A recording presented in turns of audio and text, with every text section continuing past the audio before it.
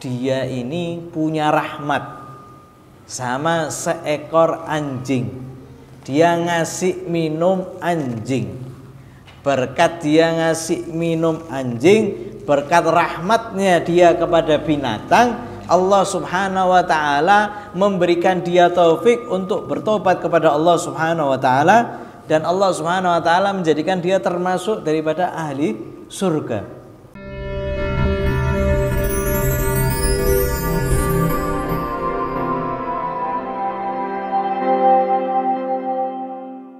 Alhamdulillah, kita lanjutkan kembali daripada pembacaan kitab berkaitan tentang akhlak sampai tentang rahmat, yang mana Nabi Muhammad SAW sebagaimana kita tahu semuanya bahwasanya Nabi Muhammad SAW itu diutus sebagai rahmat ke seluruh alam, dan rahmat ini bentuknya beragam.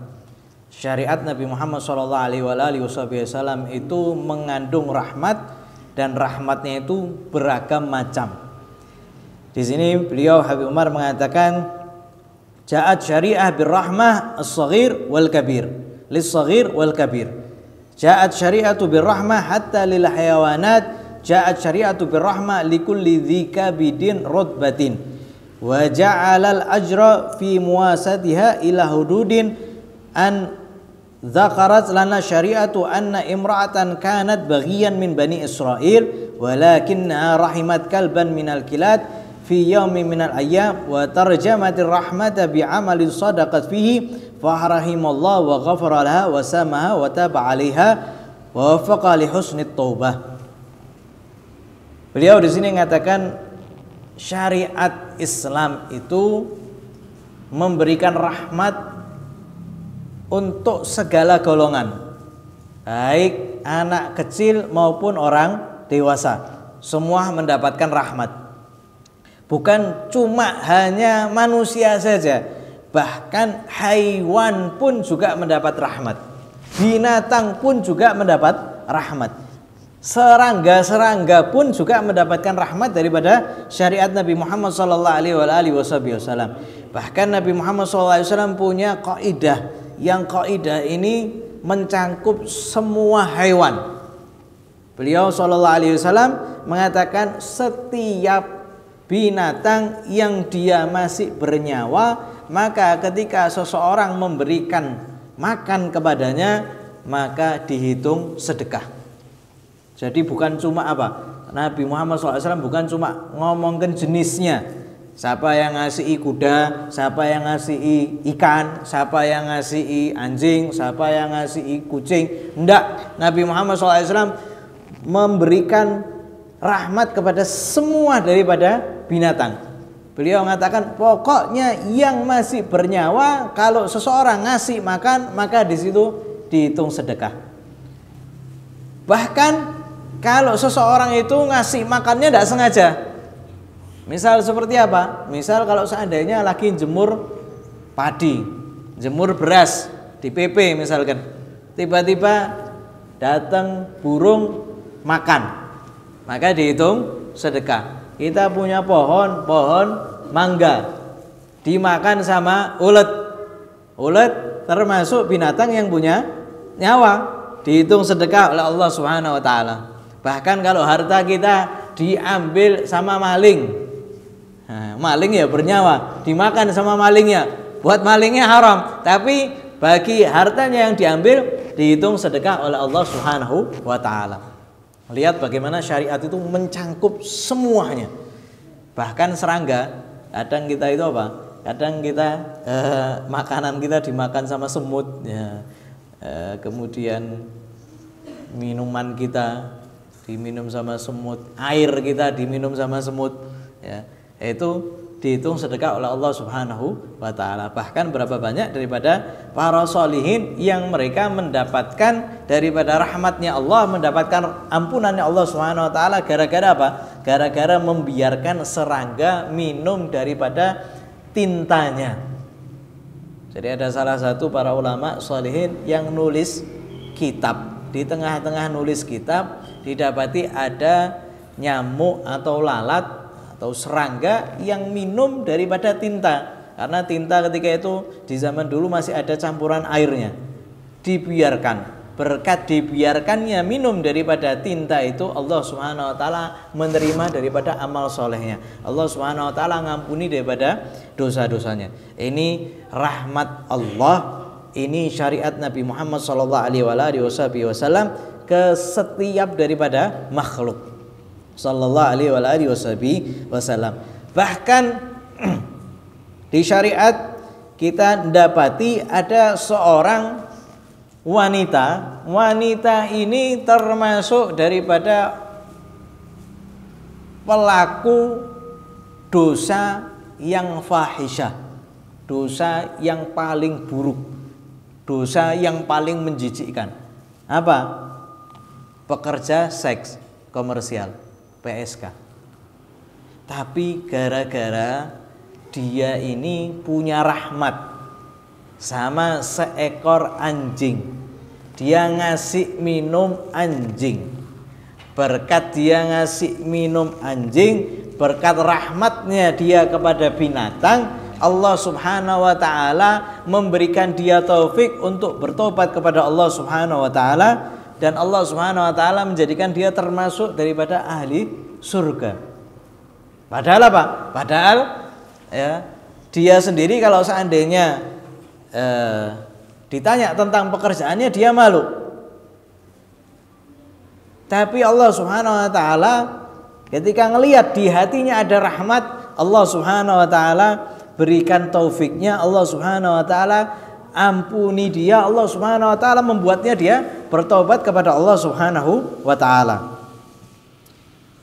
Sehingga Nabi Muhammad sallallahu alaihi wasallam meriwayatkan sebagaimana disebutkan di dalam Sahih Bukhari wa Muslim, anna ishtadda bihal atas falam tajid illa bi'ran laysa 'alaiha dalwun wala rasha fa kharajat thumma tala'at fa idza bikalbin yalhath hawali al-bar fa akhadha yad'u lisanahu fin nadwa. Diceritakan bahwasanya pelacur ini daripada Bani Israil ini dia kehausan luar biasa. Maka didapati ada satu sumur, yang sumur ini tidak ada apa? Tidak ada embernya. Jadi kalau mau ngambil air, mau tidak mau turun ke bawah. Karena sangat kehausan, akhirnya wanita ini turun ke bawah untuk minum. Maka dia itu turun ke bawah minum, setelah minum naik lagi. Ketika naik ke atas didapati ada apa? Anjing yang lagi nyari air. Hatta percikan air di sekitarnya tidak ada. Dari saking apa? Dari saking keringnya. Anjing itu dia berusaha untuk meminum, tidak ada sama sekali.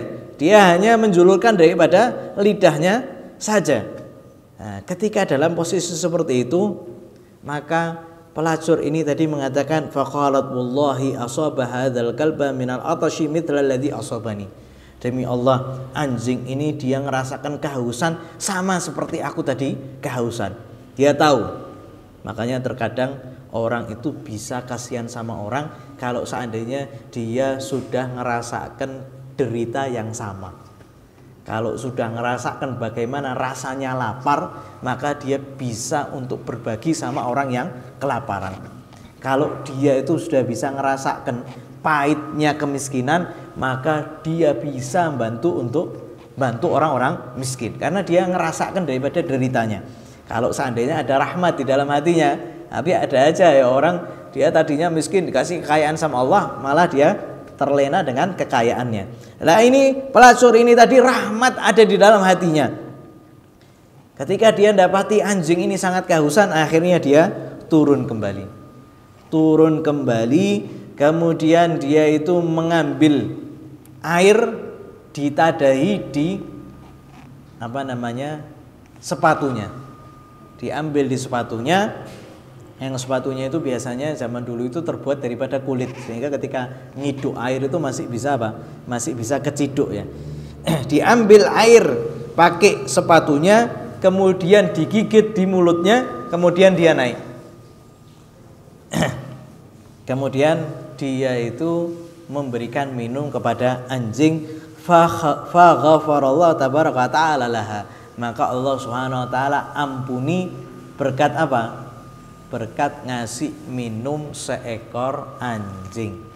Bayangkan, pelacur sudah zina berapa kali, ya, melawan daripada ketentuan Allah Subhanahu wa taala, akan tapi semuanya dihapus sama Allah Subhanahu wa taala. Allah Subhanahu wa taala kasih taufik dia untuk bertobat, Allah Subhanahu wa taala kasih dia tobat, akhirnya diampuni dosanya oleh Allah Subhanahu wa taala.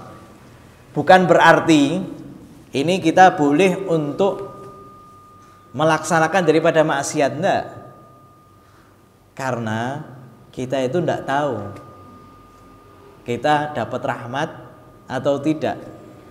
Di sini ngajari kita untuk senantiasa punya yang namanya harapan sama Allah Subhanahu wa taala. Meskipun dosa kita bertubi-tubi, meskipun dosa kita bergunung-gunung banyaknya, maka jangan sampai putus asa daripada rahmatnya Allah Subhanahu wa ta'ala. Dan Allah Subhanahu wa ta'ala itu menyembunyikan amarahnya di dalam maksiatnya dan menyembunyikan ridhonya di dalam taatnya. Terkadang maksiat yang kita anggap remeh, tapi di situ ada murkanya Allah Subhanahu wa taala. Hamba ini dimurka sama Allah Subhanahu wa taala sampai hari kiamat. Tapi juga ridhonya Allah disembunyikan di amal-amal yang Allah Subhanahu wa taala ingin kehendaki. Seperti ini, ngasih minum seekor anjing. Di situ ada ridhonya Allah Subhanahu wa taala. Allah jadikan pelacur ini taubat berkat apa? Mengerjakan satu amal, di situ ada ridhonya Allah Subhanahu wa taala. Sehingga Nabi Muhammad SAW berpesan sama kita, la tahqiranna minal ma'rufi syai'an. Jangan remehkan amal baik pun meskipun cuma sedikit, karena siapa tahu di situ ada ridhonya Allah Subhanahu wa taala. Diriwayatkan Kabsyah binti Ka'ab bin Malik ini seorang wanita yang menikah dengan anaknya Abi Qatadah. Jadi menantunya Abi Qatadah. Ketika Abi Qatadah ini mau wudhu, maka menantunya ini nyiapkan air, kemudian diberikan kepada Abi Qatadah. Ketika Abi Qatadah itu baru mulai untuk berwudhu, tiba-tiba datang seekor kucing, ingin minum daripada air wudhu itu tadi yang sudah disiapkan. Maka Abu Qatadah seketika itu diam, membiarkan kucing ini minum, dibiarkan oleh Abi Qatadah. Fasyaribat, sampai kucing ini minum. Qalat Kabsyah fara'ani anzuru ilaihi faqala ta'jabina ya ibnata akhi faqultu na'am qala inna Rasulullah sallallahu alaihi wasallam qala innaha laysat binajas innaha minat tawafin alaikum wat tawafat ay innaha taqumu bi ba'dil khidmati fil bait. Maka Kabsyah binti Ka'ab ini heran, akhirnya ngelihati Abi Qatadah mertuanya, dilihati. Ketika itu Abi Qatadah ngelihat balik. Kamu heran apa yang sudah aku kerjakan? Iya ya, ayahku. Ya Abi Qatadah, kenapa kamu mengerjakan seperti ini?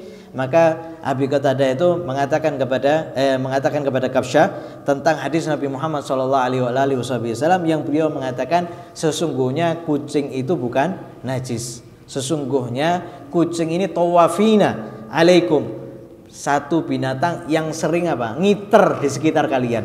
Ya, kucing ini tidak pernah apa? Tidak pernah lepas ya di kehidupan kita. Ada way, ya. Dia selalu keliling di sekitar kita. Inna taqumu bi ba'dil khidmah fil bait. Terkadang kucing ini bisa untuk melayani orang-orang yang ada di rumah. Sebagian ada yang pegel sama kucing liar. Akhirnya di satu kota itu kucing itu dibunuhi semuanya. Habis kucing dibunuhi semuanya, musuhnya merajalela di satu kota itu. Apa musuhnya kucing? Tikus. Tikus merajalela dan tikus itu membawa virus. Akhirnya satu kota kena virus gara-gara membunuhi kucing. Lihat bagaimana Rasulullah SAW beliau malah nyuruh apa? Biarkan kucing itu ya ngiter di sekitar sekitar rumah ya. Jangan apa? Jangan dilempar, jangan sampai disiram air panas, waliyadzubillah, jangan sampai diganggu ya. Diingatkan bahwasanya kalau kita itu ngasih makan, ngasih minum itu termasuk sedekah.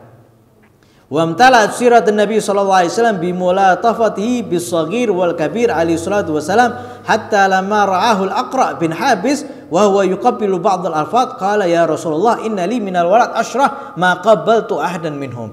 Dan kita lihat kata beliau Habib Umar, banyak di perjalanan sirah Nabi Muhammad sallallahu alaihi wasallam yang Nabi ini ngasih rahmat sama anak-anak kecil. Ya.